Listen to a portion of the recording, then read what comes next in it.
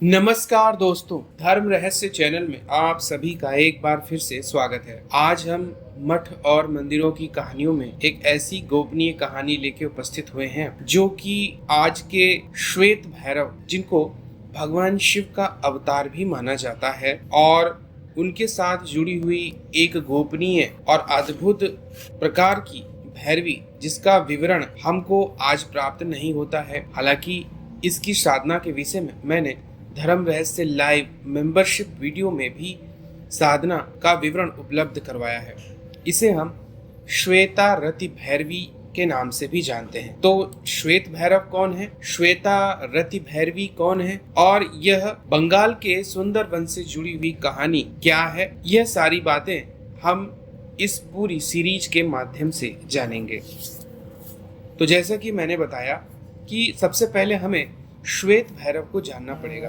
तो यह स्थान आज की स्थिति में श्वेत भैरव जी का जो माना जाता है, यह मंदिर के रूप में केवल भारत के बाहर नेपाल में काठमांडू में स्थित है। यह भगवान शिव के अवतार माने जाते हैं और इनकी एकमात्र प्रतिमा काठमांडू में ही स्थित है, और वहां पर स्थानीय लोग इन्हें भयानक मुखौटे वाले देवता के रूप में जानते हैं। यह बहुत ही दुर्लभ माने जाते हैं और भक्त लोग इन्हें प्रसाद के रूप में चावल का रस और शराब का भोग भी चढ़ाते हैं। श्वेत भैरव की इस मूर्ति को राणा बहादुर शाह के शासनकाल के दौरान 1795 ईस्वी में स्थापित किया गया था। लेकिन यह भैरव मूलतः आपके हिमालय पर्वत में निवास करते थे, और इसी के कारण से उस वक्त की जो कथा हम देखते हैं वह घटित होती है। लेकिन इन तक पहुंचने से पहले हमें उस कथा को समझना पड़ेगा जो कि कहीं दूर एक सुंदर वन में घटित हो रही थी। सुंदरवन डेल्टा बंगाल में स्थित है, और गंगा नदी के समुद्र में मिलने से पहले विशालकाय रूप में माता गंगा यहाँ एक ऐसा डेल्टा का निर्माण करती हैं जहाँ पर बहुत सारा विस्तृत वन है। और ये जो सुंदर वन है, इसे सुंदर इसीलिए कहा जाता है क्योंकि यह अत्यधिक दुर्लभ है, और पश्चिम बंगाल के उत्तर 24 परगना और दक्षिण 24 परगना जिलों के 19 विकास खंडों में फैला हुआ सुंदरवन यूनेस्को की विश्व धरोहर में भी सम्मिलित है। लगभग 9630 वर्ग किलोमीटर के क्षेत्र में निवास करता है। लेकिन आज की स्थिति से कई सौ वर्ष पहले, जब हमारे भारत में शुरुआती दौर चल रहा था, इसीलिए यह बहुत पुरानी घटना है। उस दौरान यहाँ पर एक राजा का राज्य था। राजा का स्वभाव बहुत ही ज्यादा गंदा था। वह बहुत ही ज्यादा दूषित मानसिकता का राजा था। वह अपने सैनिकों के साथ सुदूर के गांव क्षेत्रों में आता रहता था, और सुंदरवन उसके अधिकार क्षेत्र में सम्मिलित था। और राजधानी से जब वह यहाँ आता था तो वह जिस भी गांव में रुकता था, उस गांव की जो छोटी कन्याएं हैं जिनकी उम्र 16 वर्ष से कम होती थी, उनको पूजा करने के लिए बुलाता था, जबकि उसका उद्देश्य अपनी हवस को मिटाना होता था। इसके लिए वह यहाँ के लोगों को धनराशि और पैसे भी देता था, और इसी कारण से लोग उसे अच्छा समझते थे। जबकि वह राजा बहुत ही कुरूप प्रवृत्ति का था और कुंवारी कन्याओं के प्रति बहुत ज्यादा आकर्षित रहता था। वह अधिकतर सबसे छोटी उम्र की कन्याओं को चुनता था। पूजा करने के नाम पर उन्हें झोपड़ी के अंदर ले जाकर लोगों को बताता कि मैं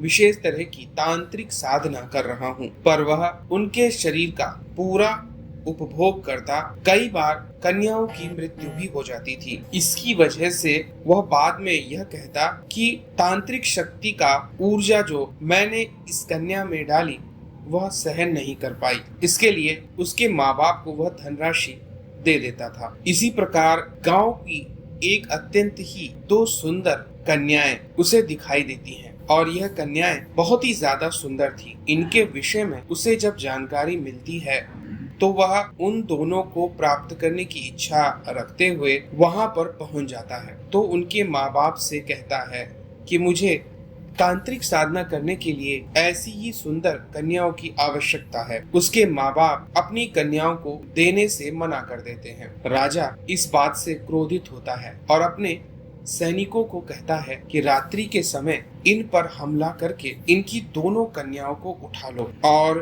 फिर इनके पूरे परिवार को समाप्त कर हमेशा के लिए इन कन्याओं को मुझे लाकर दे दो, क्योंकि ऐसी सुंदर कन्याएं मैंने अभी तक नहीं देखी हैं। रात्रि के समय राजा के सैनिक गांव में उस मुखिया के घर में प्रवेश करते हैं और सोते समय माँ और उसके भाइयों समेत उसके पिता का सर काट देते हैं। लेकिन इस हलचल के दौरान अचानक से उन कन्याओं को इस बात का आभास हो जाता है और वह वहां से घोर जंगल की ओर दौड़ पड़ती हैं। जंगल बहुत खतरनाक था, क्योंकि यहाँ पर हमेशा से सुंदरवन के बाघ, जो कि जंगल का राजा भी माना जाता है, उसका वास है और हमेशा के लिए उनकी ही सत्ता चलती है। जंगल की ओर जाना हमेशा खतरनाक होता है और यह बाघ बड़ी ही आसानी से किसी भी मनुष्य को मारकर खा जाते थे। बाघों का बड़ा वर्चस्व था, इसीलिए सैनिकों ने रात्रि में फैली हुई नदी के पार लड़कियों को ढूंढना उचित नहीं समझा। इधर राजा ने एक बार फिर से उन सब को पूछा कि क्या वह लड़कियां तुम्हें मिली, तो उन्होंने बताया कि वह जंगल की ओर चली गई हैं। हमारी खोजबीन जारी है और जल्दी ही हम उन्हें ढूंढ लेंगे। अगले दिन सुबह होते ही सारे सैनिक जंगल में उन दोनों कन्याओं को ढूंढने लगे, लेकिन कन्याएं उन्हें कहीं दिखाई नहीं दी। राजा अब बहुत ज्यादा बेचैन होने लगा था। उसने कहा, मैं ज्यादा समय तक इंतजार नहीं कर सकता, किसी भी कीमत पर मुझे वह कन्याएं ला कर दो। अगर तुम कन्याओं को लेकर नहीं आते हो तो मैं तुम सबको मृत्यु दंड दे दूंगा। कि उनमें से राजा का एक प्रसिद्ध मंत्री था। उसने कहा, आप इसकी चिंता क्यों करते हैं, मैं आपके लिए किसी दूसरे गांव की इससे भी ज्यादा खूबसूरत लड़कियां ढूंढता हूँ। राजा कहता है, अगर तुम इससे ज्यादा सुंदर लड़कियां ले आते हो तो मैं इन सैनिकों को बख्श दूंगा, नहीं तो इन सबको सुंदरवन की इस नदी के अंदर डुबो कर मरवा दूंगा। राजा का मंत्री, जो कि राजा का रिश्तेदार भी था, बड़ी ही तल्लीनता के साथ वहां के आसपास के सभी गांव में लड़कियों को ढूंढता है, पर उन दोनों कन्याओं के जैसी सुंदर लड़कियां बिल्कुल भी उसे दिखाई नहीं देती। अब समस्या और भी ज्यादा बढ़ गई, क्योंकि राजा को संतुष्ट करने के लिए उसने 2-4 पास के गांव की खूबसूरत लड़कियों को बुलाया था, लेकिन राजा उन्हें देखकर ही मना कर देता है, क्योंकि उसके मन में तो वही दोनों कन्याएं बस चुकी थी। उसने कहा, किसी भी कीमत पर मुझे वह कन्याएं चाहिए। अब राजा के मंत्री ने तांत्रिकों की मदद लेना ही सबसे उपयुक्त समझा। उस वक्त भी कामाख्या क्षेत्र में बहुत ही तीव्र उच्च कोटि के तांत्रिक रहा करते थे। वह तुरंत गया और वहां से तांत्रिकों की एक पूरी फौज को लेकर आ गया और कहा गया कि आप सभी को सोने के सिक्कों से लाद दिया जाएगा, लेकिन आपको 2 कन्याएं किसी भी प्रकार से ढूंढनी है। अगर आप नहीं ढूंढ पाते हैं तो राजा आपको भी मरवा दे। तांत्रिकों ने अपने तंत्र का प्रयोग किया और पता लगाया तो पता चला कि जहाँ पर काफी मात्रा में बाघ निवास करते हैं, वहीं कहीं पर कन्याएं उपस्थित हैं और उनको किसी प्रकार से अगर प्राप्त करना है तो चुपचाप वहां तक पहुंचना होगा। इधर कन्याएं बहुत परेशान थी, क्योंकि भोजन के लिए कुछ भी उपलब्ध नहीं था। पेड़ों के ऊपर कब तक वह बैठी रहती और नीचे उतरती तो नीचे शेर यानी कि सुंदरवन के बाघ उन्हें खा जाते। उन बाघों से भी बचना था और अपने गांव भी लौटना उनके लिए उपयुक्त नहीं था, क्योंकि वह यह बात जानती थी कि राजा वहीं मौजूद है।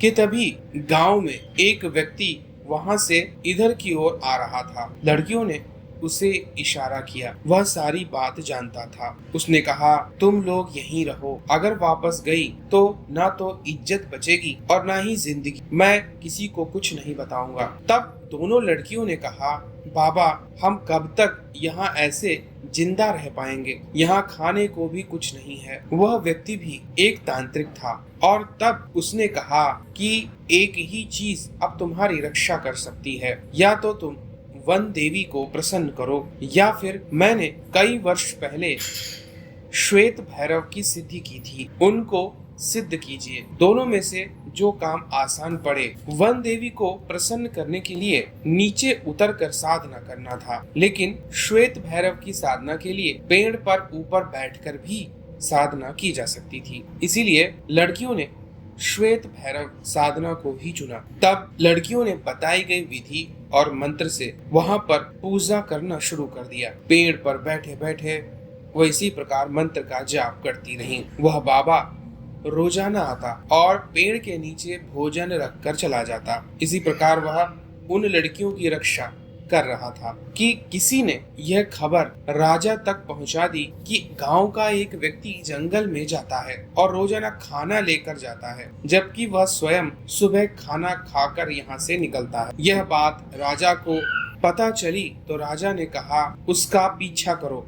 यह बात किसी गांव वाले ने सुन ली और उस व्यक्ति को जाकर बता दी। तब व्यक्ति ने सोचा कि आज मेरा जंगल जाना उपयुक्त नहीं है, इसलिए वह जंगल नहीं जाता है।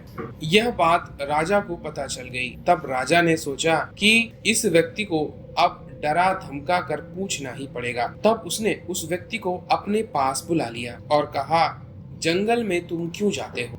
तब उसने कहा, मैं जंगल में वन देवी की पूजा के लिए जाता हूँ, वहां पर भोजन रखकर आ जाता हूँ। तब राजा ने कहा, ठीक है, कल जब तुम वन देवी की पूजा के लिए जाओगे तब तुम्हारे साथ सैनिक भी जाएंगे। इस बात से वह व्यक्ति अब घबरा जाता है। तो अगले दिन वह मजबूरी में उस स्थान की ओर जाता है, लेकिन जिस स्थान पर कन्याएं थी उससे काफी दूर पे वह नीचे खाना रख देता है और वहीं से वापस सैनिकों के साथ लौट जाता है। खाना बहुत दूर था, इसलिए लड़कियां पेड़ से नीचे उतरती हैं और खाने के पास पहुंची ही थी कि उन्हें चारों तरफ से बहुत सारे बाघ घेर लेते हैं। आगे क्या घटित हुआ जानेंगे हम लोग अगले भाग में। तो अगर यह जानकारी और कथा आपको पसंद आ रही है तो लाइक करें, शेयर करें, सब्सक्राइब करें। आप सभी का दिन मंगलमय हो। जय मां पराशक्ति।